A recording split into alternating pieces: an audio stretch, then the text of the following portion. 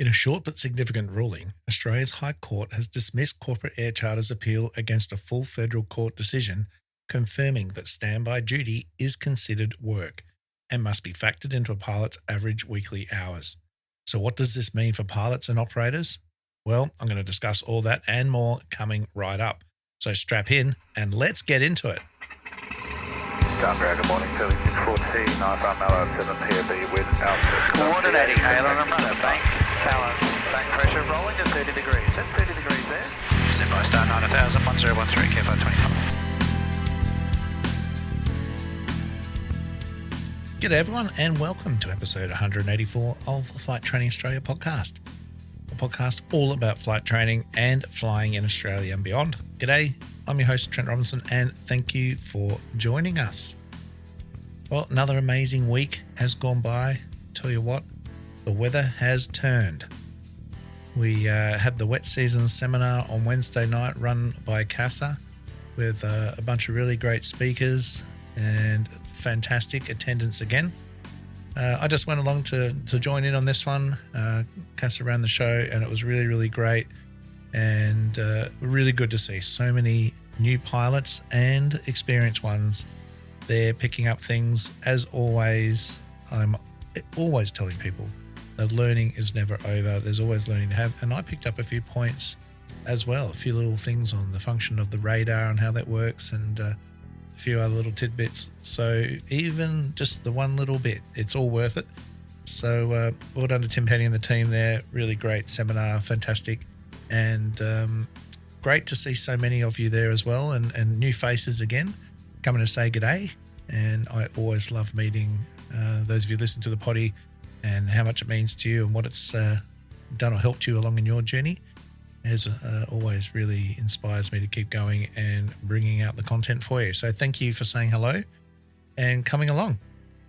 The lightning is started, the rumbling, the thunderstorms in the air, and already the few of you I know have gone, wow, that was pretty intense and full on. And it really is. We do joke about it a little bit, but it is very, very life-threatening if dealt with inappropriately, I guess is the way to put it. So we did review the horrible accident on Christmas Eve a few years ago, and I think that really got everybody's attention and took on board what was being said and understanding the serious message that is that it's just not worth pushing a bad situation. So I will do a bit of wet season refresher, I guess, as well, potentially next week, see how we go to cover that off. But I know other operators will go and do their own wet season internal seminars to clarify company SOPs and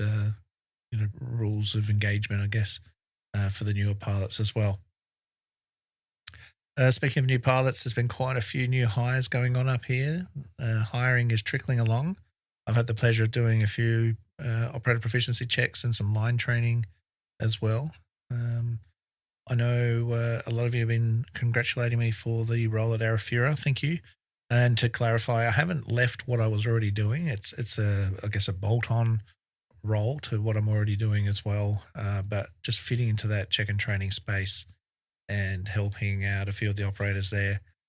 So IFR fleet manager position at Air Frontier, head of training and checking at Arafura, and Top End Civil, which is another company who owns a 206 I operate and will be having their own Part 135 operation probably soon. By Christmas, it should all be done and dusted, if not sooner. So that application's all underway. And other operators as well. There's a good trickle going on. So dust off the resumes, make sure they're worded well, they're really selling yourself properly. Again, I've got plenty of episodes all about job hunting and things. And even though it is the wet season, the show must go on. So nothing crazy, but a nice trickle of employment still happening. What else has been going on? Well, yesterday I probably had one of the most proudest moments, I guess, as a father, and one of the most wonderful moments of my instructor career where I got to send my son Flynn's first solo. So that was just awesome. And I guess it we always say that your first solo is always an incredibly memorable moment, isn't it? But this was down at MKT in the 172, thunderstorms and lightning everywhere. But as it often is in the wet season, relatively calm and still. There was a nice light westerly breeze, nothing crazy. Lightning flashing off in a safe distance away. And off we went. We did those circuits, and I said, mate, I think I'm done here. I didn't have to touch the controls. It was flying it beautifully, and I said, it's time. So we backtracked. I jumped out and sent him on his way. Did a beautiful job and brought it all home in one piece. Beautiful landing, nose wheel off the ground, and I couldn't have asked for more. So just a really special moment for us all. And my wife, Amanda, who's an instructor, or former instructor, and Damie at the moment was there as well. And both very nervous. I think I felt more pressure from her than I did sending a normal student solo and the responsibilities that come with that. Didn't want to get this one wrong, but no, it was a really great special moment, and it's something just so special to share. It's always special to share that moment with any student, but to be your own flesh and blood, it was definitely something I'll never forget, as he will not either. There was some good English there, wasn't it? Anyway, how was your first solo? Good times? I hope you remembered it. All right, let's get into this week's content, and that is diving into a legal decision that has got a lot of people talking, and a lot of people don't even know about it. All right, and pilots possibly even a little bit excited as well. But let's have a look at it all and see what it's all about. So it's all about the High Court refusing to hear the appeal by Corporate Air Charter in a landmark case that confirms the decision passed down by the court is that standby time for pilots is legally work under the Fair Work Commission's Air Pilots Award of 2020. This decision could have major implications for flight schools, charter operators, EMS, emergency response airlines, regional airlines, and of course pilots themselves. All right, so what happened? What is this all about? What started all this? So quick background, a pilot employed by a corporate air charter down in Adelaide was rostered on standby duty. And I think this is all during sort of COVID time. And that's standby duty is basically where you're not actively flying, but you just have to be ready to report within 2 hours, stay contactable, and you can't, for example, drink alcohol, head off on a big family outing or hang out with friends or whatever. Very common practice in many other industries, such as medicine, and to have standby employees on reserve so that if someone's sick, for example, there's a replacement available within a reasonable time frame. And I'm sure you've seen this happen at the airlines all the time, that a crew has overrun for whatever reason. They're scheduled to do a flight and they've determined that they can't do it anymore.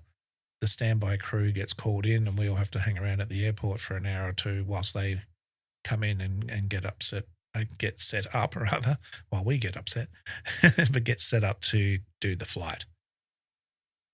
Now, this pilot has argued that standby time should be paid and counted as part of their working hours under the pilot award. The company disagreed, saying it's standby, it's not work, it's just being available to work. So the case went through the South Australian Employment Court, then the full federal court, and then it finally reached the High Court of Australia. And it resulted in the High Court refusing to hear the appeal. They decided that the full federal court's decision stands, and now legally, for now at least anyway, standby duty is now considered paid work under the award. All right, so why did the court decide this way? Well, it's reasonably straightforward. Pilots on standby are under a number of directions from their employer. They have to be ready within a strict time frame, the 2 hours. They can't drink, they can't travel very far away, and they can't really plan their day freely. So the court determined that if your employer is in controlling what you can and can't do, you're effectively at work, even if you're not directly sitting in the office or the cockpit. So that means standby hours now need to be paid and counted towards the 38-hour weekly average under the award. So this goes towards overtime and anything else as well. So why this matters for operators? Well, it's a pretty big deal. And the most obvious starting point here is cost. So if you've been rostering pilots for standby but not paying for those hours, that has to change straight away. So it could mean increased payroll costs, rethinking rostering practices, and making sure that the weekly hours don't blow past the 38-hour limit. Now, remember, this is fair work employment hours, not duty hours, two totally different things, and this is part of the problem. So unless there's a EBA or an award variation that's been agreed to, this is, again, another complication. So operators may need to look at award variations to introduce standby rates, for example, like the medical industry does. They have doctors on call and receive a 10% allowance for the time that they're on standby. For those with EBAs or enterprise agreements, the ruling doesn't automatically undo that agreement, but those agreements do need to be sure that the EBA passes on the boot test, or otherwise known as the better off overall test. If you remember, I did cover that episode a little while ago on the pilot award. You can Google that one as well. Definitely worthwhile listening to if you're not familiar, because again, you should be fully aware of your rights and obligations and entitlements. But the award can be varied as long as you are better off overall, i.e. not negatively impacted. All right. And Network Aviation, I believe, did that successfully with their EBA. They pay high base rates that already factor in standby. Again, I'm no expert. If that's not quite right, let me know. But that's the bit of Googling of what I found out. All right. So why does this matter for pilots? Well, potentially there's a big win there. So standby duty ties up your day, affects your rest, your personal plans, and everything else. So now that time must be paid.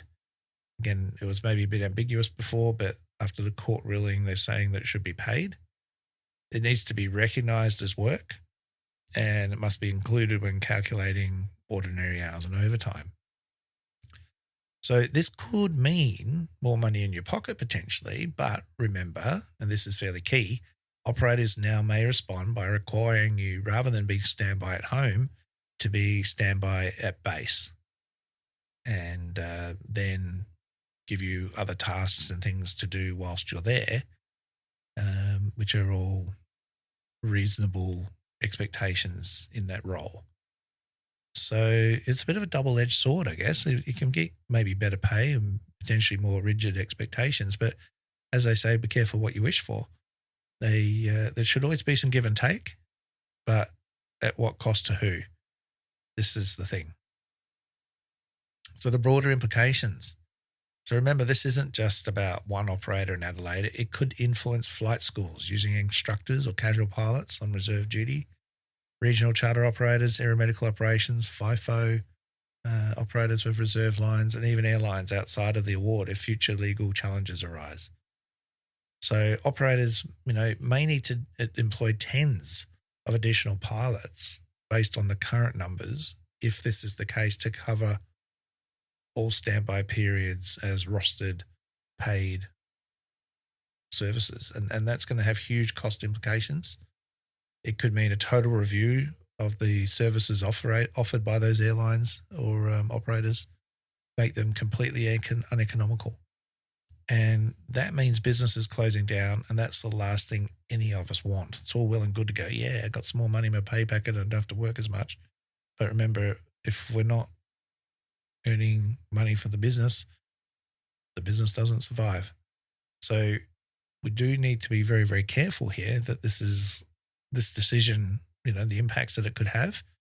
And again, not necessarily anyone's done anything wrong or malicious here. The award has been a bit ambiguous, and that's really what's overall being challenged here, that it's been unclear. And pilots are just as guilty as trying to manipulate rules for their own benefits as operators are. So I don't think it's really fair to say that anyone is or isn't doing the right or wrong thing, whilst that may be the case for some. Again, I'm not going to get into individual operations. But beyond aviation, this type of legal reasoning You watch enough law shows on TV, you'll know that legal cases set a precedent for other cases. So this could spill over into all other industries as well with any sort of on-call arrangements. Again, like emergency services, medical, maintenance crews, IT, who knows? There's a whole heap. So effectively, the court has drawn a clear line between being available and being under control of that business and not really being able to just go about your day as you wish. So what do operators need to do?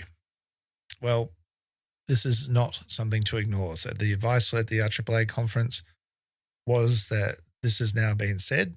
So the time being, this is binding, and it doesn't just apply to those directly involved. The pilot award covers everybody, as do EBAs where they're implemented. So the smart moves are to review your rostering practices, audit your rosters, identify how much standby you've been scheduling, and check whether you've been paying your pilots correctly.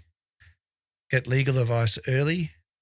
And again, the IAAA has been leading the charge here with the Fair Work Commission and AFAP and other airlines to get clarification on the pilot award wording and what it actually means for everybody. So there is no ambiguity anymore.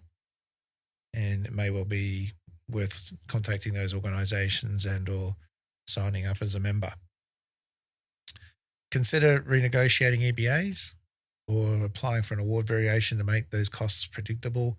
And again, look at your fatigue and operational impacts if pilots are on base during standby, because again, all these hours are now counting to duty as well as paid work. And yes, I guess there is the potential for back claims. So, I'm not necessarily for that. Whilst if wrong has clearly been done, then sure. But, that could be potentially crippling for industry. And I don't think that's going to help anybody. So we'll have to wait and see. But it's best to be now proactive rather than reactive later and pretend you didn't know anything about it. What should pilots do? Well, check your contracts and award coverage. Make sure you are aware of your rights and entitlements. Keep track of all your standby hours because they now legally matter. If you're under an EBA, ask how standby is covered, but don't assume every employer is across this yet. All right, so it's definitely worthwhile monitoring the situation, keeping an eye on the IAAA, AFAP, and other organisations of what happens and any changes to the pilot award if there is a pilot award amendment. So like I said, the 2020 award is the current one. And I guess looking ahead, we're just going to have to keep an eye on things and see what's going to happen. This isn't the end of it all. As I said, there may be award variations proposed to make everything clearer, which I think is in everyone's interest. We definitely don't want legalese, ambiguities. There could be challenges from both sides, and there will definitely be cost implications and rostering adjustments across the sector. All right. So for now, the thing that is clear now after this decision at the court is if you're on standby, you are effectively working, whether you're on base or not, and you should be paid for it. All right, so that wraps up this week's episode. It's a legal court case that, may be a bit dry, but it is a very pivotal turning point that could reshape pilot rosters, pay structures, and working conditions across the industry, not just in aviation, but implicating changes in other industries as well. So if you're an operator, be prepared, do the right thing. And if you're a pilot, work with your employers, know your rights, and work it through. Right? But ultimately, remember, we need each other, and we need to ensure that we're all doing the one thing that we love, and that is up there flying. All right. As always, if you found this episode helpful, please don't forget to share it with your friends and colleagues in industry. Follow the podcast, get the alerts and notifications, whether it's Apple, Spotify, you're listening to there on YouTube, and of course on Apple. If you feel so inclined, I would love a 5-star review from you, and take the moment to leave a little written review. I love reading those. It's been a little while since someone's left one, So keep those coming. And of course, you can also do that on Spotify and also ask questions on Spotify as well. You can hit me up there as well and give me some comments on the episode if you're loving it. That all goes towards just keeping the podcast relevant and helping other aviators such as yourselves find it. And as well as that, if you're loving what you're hearing and you'd love to support the work I'm doing, you can join me on Patreon. There's a little bit of bonus content on there. It comes in ebbs and flows. I'm really trying hard, but I'm a one-stop shop. But that money going there just helps go towards the time and energy I put into the podcast and the episodes and everything else that I'm doing. All right, guys, thank you so much for listening. Please stay safe and remember the golden rule: aviate, navigate, communicate. All right, see you next time. Bye.